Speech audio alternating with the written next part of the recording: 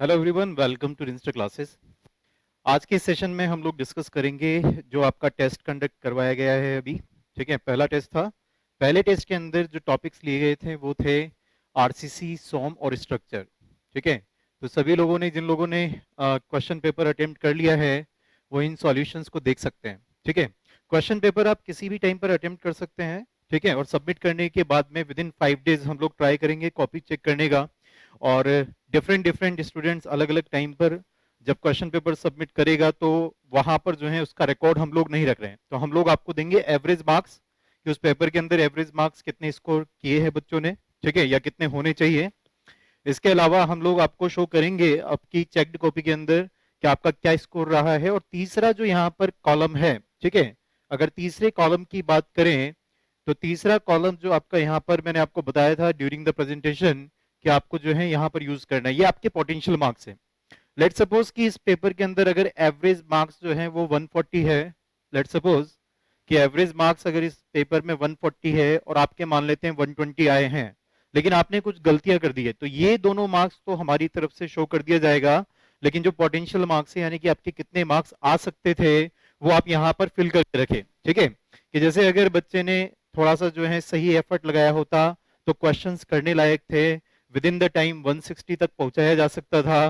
तो अगर 160 यदि आपके पोटेंशियल मार्क्स हैं तो आपको इस गैप को जो है मिनिमाइज करना पड़ेगा, आप एवरेज से ऊपर निकल जाओगे और आपकी परफॉर्मेंस जो है एग्जाम के अंदर काफी अच्छी निकल करके आएगी। ठीक है, तो यही तरीका हुआ करता था हमारा भी जब हम जो है एग्जाम वगैरह दिया करते थे। ठीक है, तो यहां पर हम लोग डिस्कस कर लेते हैं पहला क्वेश्चन। ठीक है, the first question in the test was, सोम से था, A load of 1.9 mega newton is applied on the short concrete column. ठीक है, तो जैसे जैसे बोला जाए वैसे वैसे यहां पर फिगर बना लेते हैं। ठीक है, तो क्वेश्चन के अंदर आपसे बोला गया 1.9 mega newton is applied on the short column. ठीक है, आगे देखते हैं।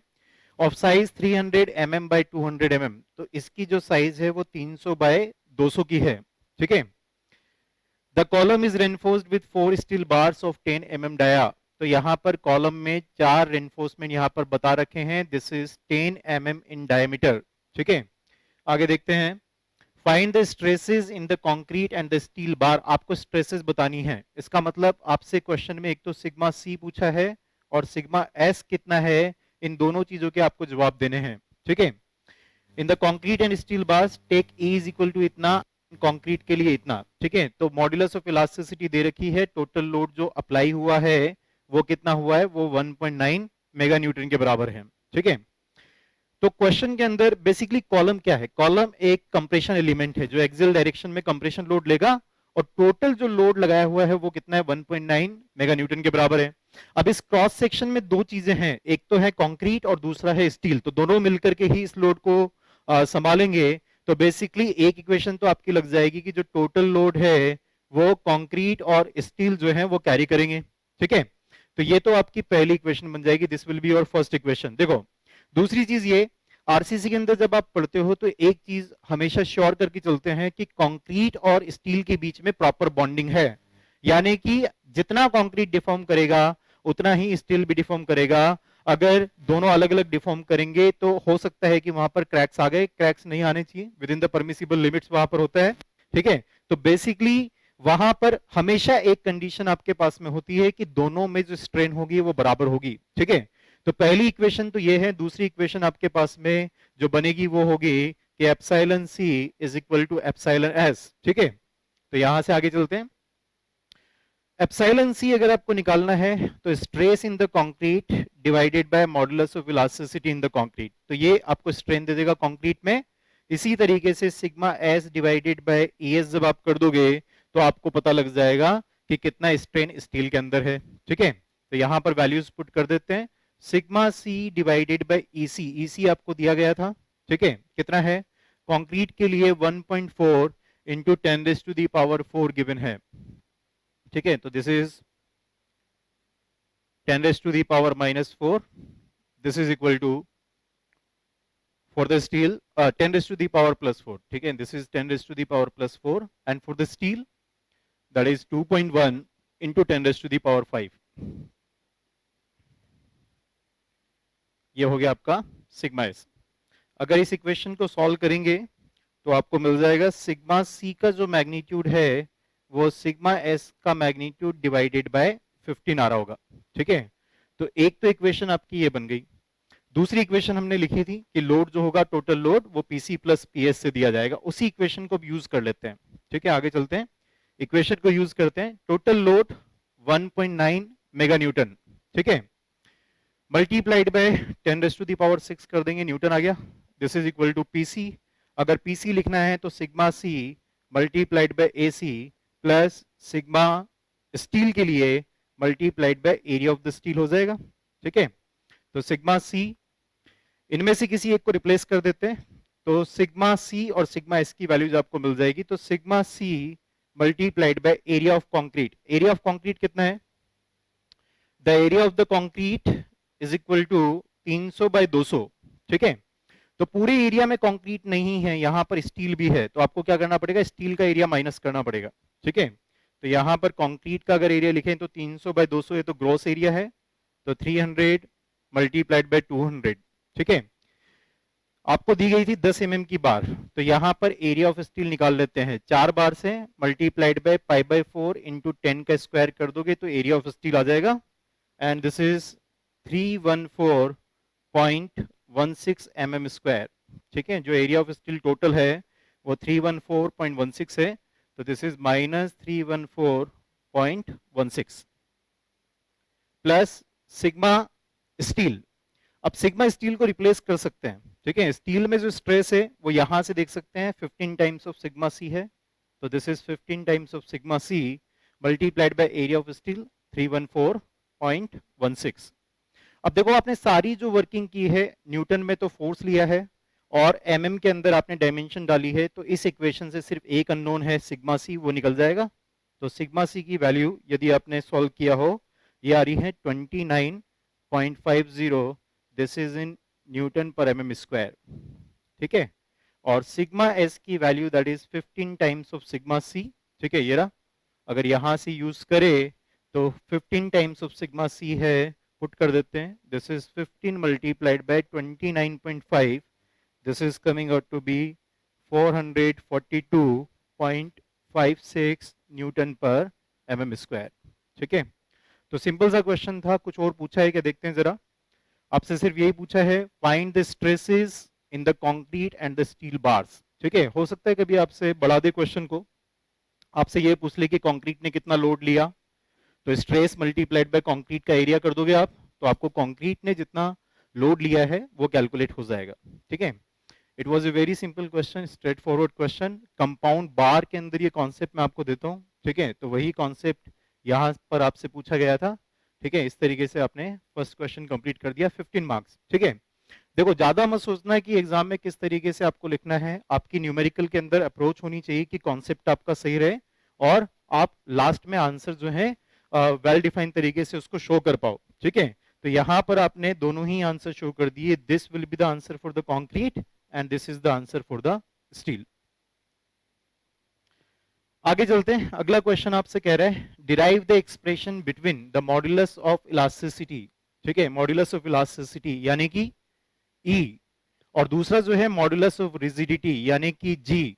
ठीक है, using the derived expression estimate the modulus of elasticity E when the modulus of rigidity is given. ठीक है, पॉइजन रेशियो इतना, तो जिस रिलेशन की आपसे बात कर रहे हैं वो रिलेशन आपको पता होना चाहिए कि कौन सा रिलेशन है, G is equal to E divide by 2 into 1 plus mu. ठीक है, तो यही रिलेशन आपसे डिराइव करने के लिए बोला गया है।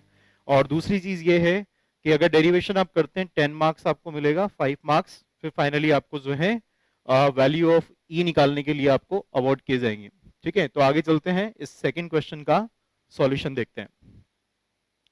तो solution of the first B part. ठीक है, क्वेश्चन नंबर 1 बी पार्ट, इसका सॉल्यूशन देखते हैं। देखो, कभी भी अगर शेयर लगती है, ठीक है, कुछ कुछ रिजल्ट्स आप जो हैं याद भी रखते हैं। ठीक है, वो रिजल्ट्स मैं आपको बता देता हूं। एक तो परपेंडिकुलर प्लेन्स पर जो शेयर लगती है वो आपस में कैसी होती है, एक दूसरे के कॉम्प्लीमेंट्री होती है। ठीक है, ये याद रखें, यहां जरूरत नहीं है, मैं इसको हटा देता हूं। ठीक है,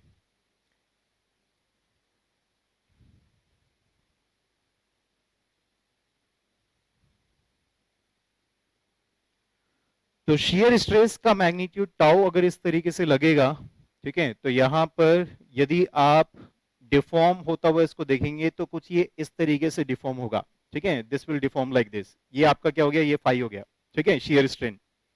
इस जगह से यदि आप इस डायगोनल को मिलाएंगे, ठीक है, यदि मैं इसके नाम रख दूं, this is A B C and D and this part is what C dash.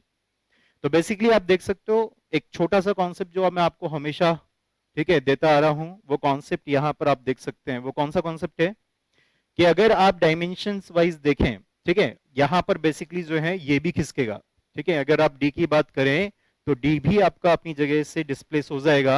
तो डी हो सकता है इस जगह पर कहीं पर पहुंचा, दिस इज डी डैश, ठीक है। तो आपके पास में फाइनली जो डिफॉर्म होने के बाद में, शियर में डिफॉर्म होने के बाद में जो शेप बन रहा है वो कुछ ऐसा है, ठीक है, this is the shape after getting deform due to shear, ठीक है। इसमें दो डायगोनल है, एक तो बीडी डायगोनल है और दूसरा एसी डायगोनल है, ठीक है। तो एसी को अगर आप देखें तो इसकी लंबाई जितनी पहले थी उससे क्या हो गया, बढ़ गई है, ठीक है। तो बढ़ गई है तो इसका मतलब क्या, एसी के अलोंग तो टेंशन लगा है, एसी के अलोंग, ध्यान देना, एसी के अलोंग तो टेंशन लगा है और बीडी के अलोंग कंप्रेशन लगा है। तो अगर मैं यहां पर मार्क करूं, ठीक है, स्ट्रेसेस को, तो बेसिकली एसी वाले प्लेन पर अगर इस डायरेक्शन की बात करें तो यहां पर स्ट्रेसेस कैसी है, कंप्रेसिव है। और ये जो स्ट्रेसेस है, नॉर्मल स्ट्रेस, ये कैसी यहां पर मैग्नीट्यूड दे रही है आपको, टाउ मैग्नीट्यूड यहां पर होगा, ठीक है। आपको पता होना चाहिए कि अगर प्योर शियर है तो 45 डिग्री एंगल पर जो प्लेन्स होते हैं वहां पर नॉर्मल स्ट्रेसेस मैक्सिमम आती है। जिनको नहीं पता वो मोहर सर्कल से फटाफट से इस चीज को जो है देख सकते हैं। तो ये रिजल्ट्स हम डायरेक्टली यूज करेंगे। अगर इसका मोहर सर्किल बनाए तो पहला पॉइंट बनेगा 0 टाउ, दूसरा पॉइंट बनेगा 0 माइनस टाउ। ये वाली जो स्ट्रेस है ये सिग्मा मैक्स को रिप्रेजेंट करती है। रेडियस जो है वो किसके बराबर है, टाउ के बराबर है। तो ये वाला जो मैग्नीट्यूड होगा ये भी टाउ होगा और ये सिग्मा मीन को रिप्रेजेंट करती है, मिनिमम स्ट्रेस यहां पर है, ठीक है।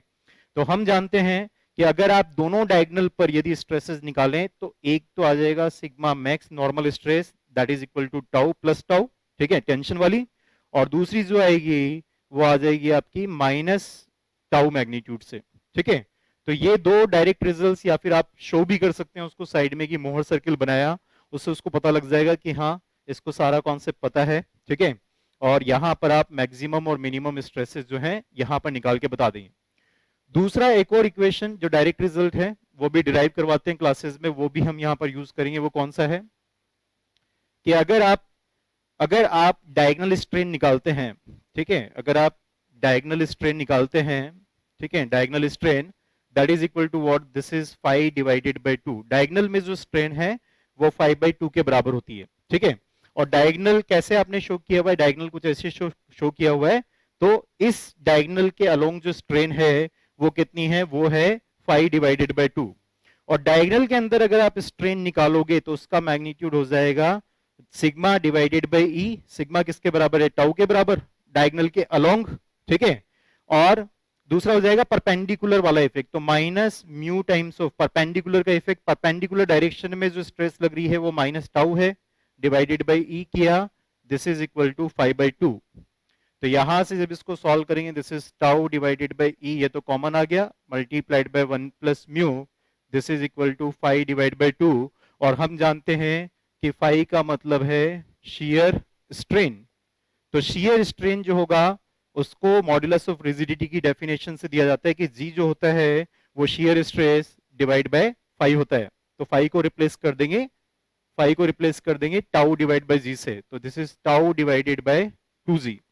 5 को रिप्लेस कर दिया टाउ डिवाइड बाय जी से, टाउ से टाउ विल कैंसिल आउट, ठीक है, बचेगा क्या वो देख लेते हैं जरा। तो g का जो फॉर्मूला है वो अब आप देख सकते हो बन गया है यहाँ पे, ठीक है। तो g is equal to E divided by 2 multiplied by 1 plus mu, ठीक है। तो सिंपल सा एक कॉन्सेप्ट है, डेरिवेशन सारे के सारे क्लासेस में मैंने दिए हुए हैं। 5/2 कैसे आता है वो भी डेरिवेशन में आपको देता हूँ, शियर स्ट्रेस की डेफिनेशन से, शियर स्ट्रेन, ये सारी चीजें जो है यहाँ पर काम आती है। फॉर्मूला डिराइव हो गया, G is equal to E divide by 2 into 1 plus mu, ठीक है। बाकी का काम कर लेते हैं। आपसे ई पूछा है, जी की वैल्यू दे रखी है 0.8 इंटू 10⁵ तो 0.8 into 10⁵ this is in newton पर mm स्क्वायर। ई निकालना था, डिवाइड बाई 2, 1 प्लस 0.3। अगर आप सॉल्व करेंगे ई के लिए तो रिजल्ट आ रहा है आपका, if you solve for E, the result which is coming out here is 2.08 into 10 raised to the power 5 Newton पर mm स्क्वायर। ठीक है, तो क्वेश्चन सिंपल सा है, लेकिन जिन लोगों की आदत नहीं है डेरिवेशन में काम करने की, कॉन्सेप्ट सीखने की, डेरिवेशन अगर नहीं कर पाएंगे 10 मार्क्स काट ली जाएंगे। ठीक है, सभी बच्चे जो हैं इस फॉर्मूले में रखकर वैल्यूज तो इजीली निकाल सकते हैं। जो यूनिट यहाँ पर जी की थी वही यूनिट यहाँ पर आपकी ई की आ गई। ठीक है, न्यूटन पर mm स्क्वायर। इस तरीके से आप इस क्वेश्चन को सॉल्व कर सकते हैं। देखो आगे चलते हैं। At a point in the strained material on the plane BC, there are the normal and the shear stresses. ठीक है, नॉर्मल और shear stresses दे रखी है प्लेन BC पर आपको, एक तो 560 दिया है, दूसरा 140 दिया है। ठीक है, ऑन द प्लेन AC पर भी आपको स्ट्रेसेस दे रखी जो कि परपेंडिकुलर था। Normal and shear stresses are given respectively as shown in the figure. ठीक है, ध्यान देने वाली बात क्या है, देखो मैं तो हर क्वेश्चन को मोहर सर्किल से करता हूं। ठीक है, तो आप लोग भी मोहर सर्किल से करने की आदत डालें। हम यहाँ पर मोहर सर्किल का यूज करेंगे, इजीली आपको जो है आंसर्स मिल जाते हैं। अगर किसी की एनालिटिकल अप्रोच अच्छी है, फॉर्मूला यूज करके यदि वो अच्छे से सॉल्व कर सकता है, ठीक है, साइन कन्वेंशन वगैरह प्रॉपर ध्यान रख करके, तो वो उसको भी यूज कर सकता है। ठीक है, क्लासेस में मैं दोनों तरीके से बताता हूँ। यहाँ हम सभी क्वेश्चन जब भी आएंगे वो आप जो है मोहर सर्किल से मैं आपको बताऊंगा ताकि उसकी भी प्रैक्टिस हो जाए। ठीक है, जनरली लोग फॉर्मूला यूज करना जो है वो ज्यादा इजी समझते हैं, तो फॉर्मूला का जो कॉन्सेप्ट है वो तो खैर सभी को आता है। तो यहाँ हम सीधा सीधा इसको मोहर सर्किल से सॉल्व करेंगे। ठीक है, तो किसी भी जगह पर यदि आपको मोहर सर्किल यूज करना है, सोइल में भी यूज होता है, मोहर सर्किल यूज करते समय आपको 2 पॉइंट्स की जरूरत पड़ती है। ठीक है, मोहर सर्किल कैसे बनाते हैं वो बता देता हूं मैं आपको। पहली चीज तो ये है कि नॉर्मल स्ट्रेस ली जाती है एक्स एक्सिस पर और शियर स्ट्रेस लिया जाता है वाई एक्सिस पर। जो भी मोहर सर्किल होता है वो हमेशा इस एक्स लाइन के अबाउट कैसा होता है, सिमेट्रिक होता है। ठीक है, यहां ध्यान देना, ये वाला जो पॉइंट है ये आपका नॉर्मल स्ट्रेस में सबसे छोटा पॉइंट है, ये मिनिमम प्रिंसिपल स्ट्रेस को रिप्रेजेंट करता है। प्रिंसिपल वर्ड का मतलब होता है उस प्लेन पर शियर स्ट्रेस 0 है, जो कि इस पॉइंट पर नजर भी आ रही है। ठीक है, ये पॉइंट कहां पर है, एक्स एक्सिस पर है, शियर का मैग्नीट्यूड कितना है, 0। ऐसा दूसरा पॉइंट कौन सा है, दूसरा पॉइंट यहां पर है, ये वाला पॉइंट। ठीक है, मैक्सिमम शियर स्ट्रेस कैरी कर रहा है, नजर आ रहा होगा। ये वाला पॉइंट भी मैग्नीट्यूड में मैक्सिमम शियर स्ट्रेस कैरी कर रहा है, बस डायरेक्शन अपोजिट है। ठीक है, तो जब भी मैक्सिमम शियर पूछा जाए तो मैक्सिमम शियर में आप मैग्नीट्यूड बता देते हैं कि ये आपका मैग्नीट्यूड है, तो 2 प्लेन हो जाते हैं, एक तो ये प्लेन और दूसरा ये वाला प्लेन। ठीक है, इसके अलावा अगर आप यहां पर ध्यान दें, ये सेंटर का कोऑर्डिनेट होगा, ये आपको रेडियस रिप्रेजेंट करेगा। तो किसी भी मोहर सर्किल में मैक्सिमम शियर स्ट्रेस उस मोहर सर्किल की रेडियस से निकाली जाती है। सेंटर का यदि आप कोऑर्डिनेट ले लें, सेंटर के कोऑर्डिनेट को अगर मैं सिग्मा सी कॉमा टाउ सी यदि कह दूं, ठीक है, टाउ सी तो नजर आ रहा है कि ये कितना होगा क्योंकि एक्स एक्सिस पर आएगा, तो हमेशा 0 होगा, हमेशा 0 होगा। कोई भी मोहर सर्किल आप कभी भी किसी भी क्वेश्चन में बनाए, शियर स्ट्रेस का मैग्नीट्यूड सेंटर पर तो 0 होगा ही होगा। बात समझ में आ रही है? ठीक है, इस जगह पर यदि आप इसको देखें मैक्सिमम स्ट्रेस को, तो सिग्मा मैक्स निकाला जा सकता है क्या? सिग्मा मैक्स कैसे निकलेगा? सेंटर का कोऑर्डिनेट का मतलब क्या होता है? ठीक है, कोऑर्डिनेट ज्योमेट्री से हम छोटे मोटे कॉन्सेप्ट यूज कर रहे हैं। सिग्मा सी का मतलब ये है, अगर इसमें रेडियस को ऐड कर दें तो क्या सिग्मा मैक्स आ जाएगा, यानी कि ये वाले पॉइंट का स्ट्रेस आ जाएगा। तो सिग्मा मैक्स जो यूज होगा वो sigma c plus radius of Mohr circle होगा, और सिग्मा मीन सिमिलरली यूज करना है तो सिग्मा सी में से घटा देंगे। ठीक है, सिग्मा सी में से रेडियस को घटा देंगे तो आपको क्या मिल जाएगा, आपको मिनिमम स्ट्रेस मिल जाएगी, मिनिमम प्रिंसिपल स्ट्रेस आपको यहां पर मिल जाएगी। सिग्मा सी में से अगर आप रेडियस माइनस कर देते हैं तो आपको जो है मिनिमम नॉर्मल स्ट्रेस मिल जाएगी। ठीक है, तो ये कॉन्सेप्ट हम यहां पर यूज करने वाले हैं। स्टार्ट करते हैं क्वेश्चन की डाटा से। ठीक है, तो क्वेश्चन में जो डाटा दिया गया था उससे 2 पॉइंट्स यहां पर पिक करेंगे। पहला पॉइंट है 560। ठीक है, साइन कन्वेंशन क्या कहता है? साइन कन्वेंशन मोहर सर्किल में जो हम यूज करते हैं वो क्या है कि अगर आपको शियर जो है वो क्लॉकवाइज दिया गया है, ठीक है, क्लॉकवाइज शियर को, ठीक है, ये वाला अगर शियर देखें तो ये क्लॉकवाइज है एलिमेंट के हिसाब से, तो क्लॉकवाइज शियर को मैं नेगेटिव यूज करूंगा, एंटी क्लॉकवाइज शेयर को मैं हमेशा पॉजिटिव यूज करूंगा। देखो डिफरेंट बुक्स में डिफरेंट साइन कन्वेंशन यूज किया जाता है, किसी भी एक साइन कन्वेंशन को आप फॉलो करो, रिजल्ट्स आपको दोनों जगह से सेम ही मिलेंगे, ठीक है, लेकिन सिंगल साइन कन्वेंशन यूज करने की हैबिट डालो। तो 560 हो गया नॉर्मल स्ट्रेस। अगर नॉर्मल की बात करें, ये तो शेयर की बात है, अगर नॉर्मल स्ट्रेस की बात करें तो नॉर्मल स्ट्रेस के लिए सिग्मा पॉजिटिव लेंगे, कब? जब टेंशन होगा, ठीक है, तो टेंशन में सिग्मा को पॉजिटिव लेना है। तो 560 इस एलिमेंट को खींच रहा है, ठीक है, तो इसका मतलब ये पॉजिटिव है। 140 एंटी क्लॉकवाइज में जा रहा है, इसका मतलब ये भी पॉजिटिव है। तो जो मोहर सर्किल के कोऑर्डिनेट्स हैं एक्स और वाई प्लेन पर, एक्स प्लेन पर तो नॉर्मल स्ट्रेस और वाई प्लेन पर शियर स्ट्रेस, तो यहां पर जो इसके कोऑर्डिनेट हो गए, एक्स कोऑर्डिनेट मतलब नॉर्मल स्ट्रेस और वाई कोऑर्डिनेट मतलब शियर स्ट्रेस। दूसरे वाले प्लेन के अगर कोऑर्डिनेट्स बनाए आप तो कंप्रेसिव स्ट्रेस है -280 होगा, ये तो नॉर्मल है, और 140 भी आपका नेगेटिव साइन के साथ में यूज होगा। तो जो दो पॉइंट्स आपको यहाँ पर मोहर सर्किल पर प्लॉट करने हैं वो यहाँ पर हमने मार्क कर दिए हैं। कौन कौन से पॉइंट से लिख देते हैं? एक तो पॉइंट है आपके पास में 560, 140, और जो दूसरा पॉइंट है वो है -280, -280, -140। तो मोहर सर्किल यदि आप बनाए तो मोहर सर्किल आपका कुछ ऐसा बनेगा, ठीक है। मैं पहले मोहर सर्किल बना देता हूं क्योंकि सर्किल जो है वो अच्छा बन जाता है, ठीक है। मैं पॉइंट्स बाद में यहाँ पर मार्क करके आपको बता दूंगा। तो जो आपके पास में स्ट्रेसेस दे रखी है, उन स्ट्रेसेस को लेते हुए जो पॉइंट्स आपको मिलेंगे, एक तो ये वाला पॉइंट मिलेगा, दूसरा ये वाला पॉइंट मिलेगा, ठीक है। तो यहाँ पर देखो आप जरा, इस वाले पॉइंट के जो कोऑर्डिनेट है वो तो 560, 140 है, दिस इज 560, 140, और जो दूसरा पॉइंट यहाँ पर है दिस इज -280, -40, -140। कुछ चीजें जो हमेशा आपको निकालनी पड़ेगी, ठीक है, वो निकाल लेते हैं। पहली चीज ये है कि सेंटर का कोऑर्डिनेट क्या होगा, ठीक है।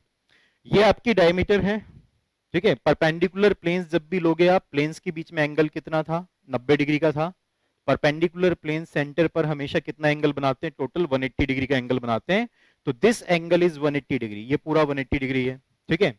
तो यहां पर हम सबसे पहले डायमीटर निकाल लेते हैं। Let's calculate the diameter first, ठीक है।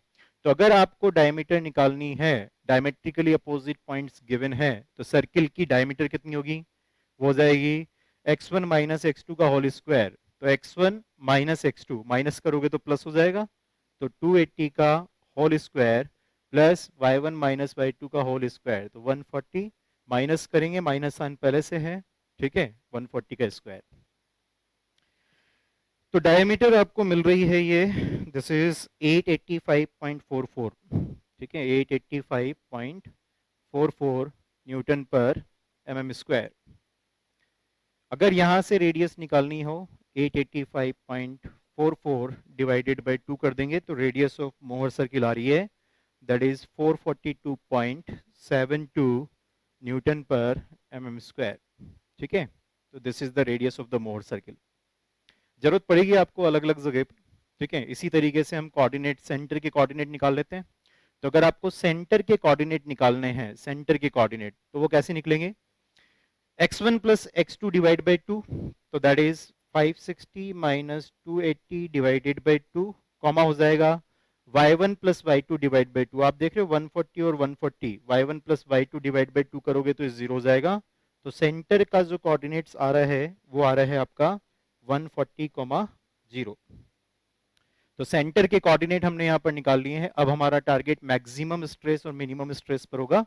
तो मैक्सिमम स्ट्रेस का मैग्नीट्यूड सेंटर का, अच्छा मैं यहाँ पर मार्क कर देता हूँ एक, ठीक है। आपके पास में जो y एक्सिस है वो यहाँ पर कहीं पर होगी, ठीक है, this is the shear stress axis, ठीक है। तो सेंटर के x कोऑर्डिनेट में, सेंटर का जो x कोऑर्डिनेट है उसमें यदि आप रेडियस को ऐड कर दो, ठीक है, this is what, this is sigma c. तो सिग्मा सी में रेडियस को ऐड कर देंगे तो क्या आ जाएगा? ठीक है, मैक्सिमम स्ट्रेस आ जाएगी। और सिग्मा सी में से रेडियस को माइनस कर देंगे तो क्या आ जाएगा? मिनिमम स्ट्रेस आ जाएगी। तो करते हैं, जो कॉन्सेप्ट हमने देखा था वही काम करते हैं। तो अगर आपको मैक्सिमम प्रिंसिपल स्ट्रेस चाहिए, मेजर प्रिंसिपल स्ट्रेस चाहिए, तो इसके लिए सेंटर का एक्स कोऑर्डिनेट 140 प्लस कर देंगे रेडियस 442.72, यहां से रिजल्ट मिल रहा है आपको 582.72 न्यूटन पर mm स्क्वायर। ठीक है, अब सिग्मा मैक्स के बाद में सिग्मा मीन पर चलते हैं। मिनिमम स्ट्रेस का मैग्नीट्यूड सेंटर के एक्स कोऑर्डिनेट में से रेडियस को माइनस कर दो। ठीक है, तो 442.72 आपका यहाँ पे था। ठीक है, माइनस करेंगे तो आपको रिजल्ट मिल रहा है -302.72 न्यूटन पर mm स्क्वायर। ठीक है, तो ये आपको मिल गया मेजर प्रिंसिपल स्ट्रेस और माइनर प्रिंसिपल स्ट्रेस।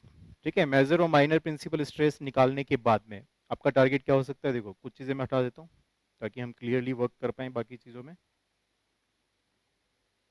चलो, यदि आपको अब एंगल निकालना है तो एंगल कैसे निकलेगा देख लेते हैं जरा। This angle is what? This angle is 2 theta. ठीक है, तो यदि यहाँ पर एंगल निकालें हम, ये तो आपका मैक्सिमम स्ट्रेस वाला प्लेन है। ठीक है, और ये आपका मिनिमम स्ट्रेस वाला प्लेन है। यहां से अगर इसको ज्वाइन करें तो इस एंगल को क्या कहते हैं? इसको थीटा कहते हैं। ठीक है, आपको नजर नहीं आ रहा तो मैं बता देता हूँ। मैथमेटिक्स में आप 8वीं 10वीं क्लासेस में पढ़ते हो कि किसी भी कोड से यदि आप पेरीमीटर पर कोई पॉइंट लेते हैं तो वो जितना एंगल बनाता है उसका डबल एंगल कहाँ बनता है? सेंटर पर बनता है। ठीक है, तो ये 2 थीटा हो गया। अब हमारा टारगेट ये है कि 2 थीटा कैसे निकाला जाए। ठीक है, तो 2 थीटा निकाल लेते हैं जरा। 2 थीटा निकालने के लिए 2 थीटा निकालने के लिए इस ट्राइंगल को देखना आप जरा। कौन सा वाला ट्राइंगल? Only this triangle. ठीक है, दिस ट्राइंगल। अब इस ट्राइंगल में ये वाली जो हाइट है ये तो शेयर को रिप्रेजेंट करती है। ठीक है, तो ये आपका 140 है। ये वाला जो मैग्नीट्यूड है ये कैसे निकलेगा? यहां से यहां तक का magnitude x coordinate of this point यानी कि 560 है, और ये सेंटर का एक्स कोऑर्डिनेट है यानी कि 140 है। तो आपको समझ में आ गया होगा ये बेस कैसे निकलेगा। 560 में से 140 माइनस कर दो। ठीक है, तो 560 में से 140 यहां पर माइनस करेंगे तो आपको ये रिजल्ट मिल जाएगा। ठीक है, 560 माइनस 140। तो अगर आपको थीटा निकालना है तो tan 2 theta is equal to what? Perpendicular divided by base. तो परपेंडिकुलर है 140 और ये है आपका 560 माइनस 140। जो भी होगा वो यहां से आ जाएगा। तो थीटा का मैग्नीट्यूड हम निकाल लेंगे, दैट इज 9.21 डिग्री। जो थीटा होगा वो 9.21 डिग्री होगा। कौन से प्लेन से आपने निकाला है ये भी आप जरूर मार्क कर दें। तो 560 वाला जो प्लेन था, 560 वाला वो प्लेन ये था। ठीक है, this is the plane of 560 जहां पे 560 स्ट्रेस लग रही थी, यानी कि बीसी प्लेन था। तो मोहर सर्किल का ये पॉइंट क्या रिप्रेजेंट करता है? बीसी प्लेन को रिप्रेजेंट करता है। तो बीसी प्लेन से जो मेजर प्रिंसिपल स्ट्रेस है वो कितने एंगल पर मिलेगी आपको? 9.21 डिग्री के एंगल पर मिलेगी। और कैसे मिलेगी वो भी देखना जरा। मोहर सर्किल में ये बीसी प्लेन को आप यहां से कनेक्ट करो। ठीक है, मिनिमम स्ट्रेस वाले प्लेन से, जो कि हम पोल की तरह यूज कर रहे हैं। This is the pole we are taking for the Mohr circle. And यहां से ये वाला जो प्लेन आ रहा है कैसे आएगा? बीसी वाले प्लेन से इस मोहर सर्किल में जब आप कैसे जा रहे हो, क्लॉकवाइज जा रहे हो, तो आपको मैक्सिमम स्ट्रेस वाला प्लेन मिल रहा है। ध्यान देना, बीसी वाले प्लेन से जब आप क्लॉकवाइज जा रहे हो इतने एंगल से 9.21 डिग्री से, तो आपको कौन सा प्लेन मिल रहा है? मैक्सिमम स्ट्रेस वाला प्लेन मिल रहा है। तो ध्यान दो, अगर इस वाले डायग्राम में उसकी कंडीशन को बताना है तो बीसी वाले प्लेन से एंटी क्लॉकवाइज जाने पर जो पॉइंट आपको मिलेगा, जो प्लेन आपको मिलेगा, ठीक है, लेट सपोज कि ये वो प्लेन है, ठीक है, जो कि कितने एंगल पर है? 9.21 डिग्री पर है। देखो, अपोजिट सेंस में लेना पड़ेगा। अगर वहां पर क्लॉकवाइज जाने पर ऐसा मिल रहा हो तो यहाँ एंटी क्लॉकवाइज जाना है। तो एंटी क्लॉकवाइज आप गए, ठीक है, 9.21 डिग्री से। तो बीसी प्लेन से जब आप ऐसे मूव करोगे, ठीक है, तो आपको जो प्लेन मिलेगा ये मैक्सिमम स्ट्रेस वाला प्लेन होगा। और मैक्सिमम स्ट्रेस वाला प्लेन और मिनिमम स्ट्रेस वाला प्लेन एक दूसरे से कितने एंगल पर होता है? ठीक है, 90 डिग्री पर। तो ये सिग्मा मीन आपको मिल जाएगा। साफ साफ नजर आ रहा है ये कितने डिग्री पर होगा? 90 डिग्री ऐड कर दो 9.21 डिग्री में, तो that is equal to 99.21 degree. बात समझ में आती है? तो दो प्लेन यानी कि मैक्सिमम प्रिंसिपल स्ट्रेस वाला प्लेन और माइनर प्रिंसिपल स्ट्रेस वाला जो प्लेन है, उनकी लोकेशंस आप 9.21 डिग्री और 99.21 डिग्री बता सकते हो। ठीक है, हो सकता है कोई बच्चा जो है वो यहां से कैलकुलेट ना करें, ठीक है, वो कहां से कैलकुलेट करें, वो एसी प्लेन से करें। तो एसी प्लेन से ये एंगल देखो आप जरा, एसी प्लेन से अगर इसने ये एंगल कैलकुलेट किया, ठीक है, तो वो कितना आ जाएगा फिर, 90 में से आप 9.21 डिग्री को घटा दें, ठीक है, तो that is equal to what, that is 80 point, लगभग 80 डिग्री, ठीक है।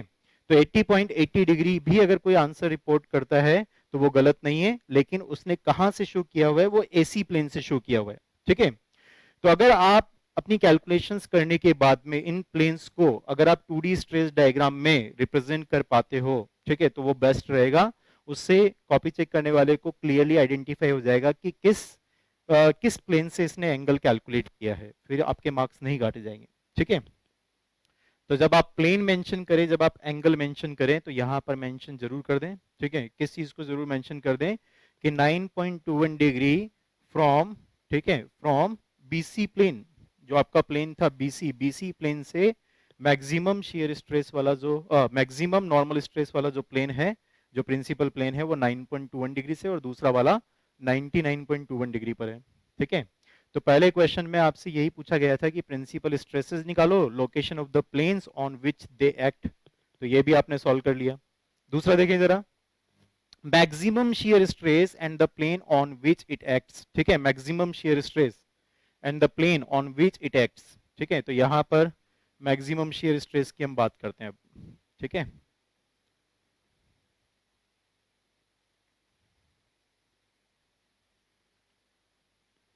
देखो, मैक्सिमम शियर स्ट्रेस की अब हम बात कर लेते हैं। मैक्सिमम शियर स्ट्रेस वाला प्लेन ये है, ठीक है। तो मैक्सिमम शियर स्ट्रेस का जो मैग्नीट्यूड है होगा, वो तो हमेशा कैसे दिया जाता है, radius of the Mohr circle से दिया जाता है। तो एक तो क्वेश्चन में आपको यही बताना था, ठीक है, क्या बताना था आपको क्वेश्चन में, what is the maximum shear stress and the plane on which it acts, ठीक है। तो maximum shear stress is equal to radius of the Mohr circle, radius हमने निकाली थी, दैट वाज 442.72, ठीक है, दिस वाज द रेडियस, तो this is 442.72, 442.72, this is the maximum shear stress, newton पर एम स्क्वायर में आप आंसर छोड़ देंगे।